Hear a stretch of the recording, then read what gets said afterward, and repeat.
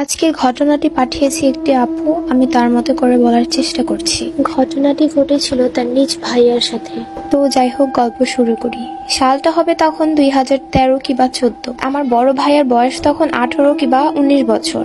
আমাদের ঘরের সামনে একটা মসজিদ আছে, অ্যান্ড মসজিদের সামনেই একটি বড় পুকুর।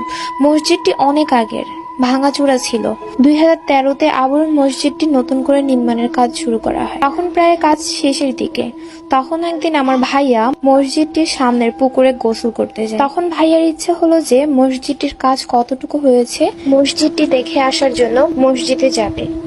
তারপর ভাইয়া অজু করা ছাড়াই মসজিদে ঢুকে যায়। বলে রাখা ভালো, আমাদের মসজিদটিতে সবাই বলে নাকি 7টা জিন আছে। যখনই ভাইয়া মসজিদের মাঝ বরাবর গেল, হঠাৎ করে ভাইয়াকে কে যেন একটা জোরে থাপ্পড় দেয়। ভাইয়া চারদিকে তাকিয়ে কাউকেই দেখতে পায়নি। সে ভয় পেয়ে বাসায় চলে আসে।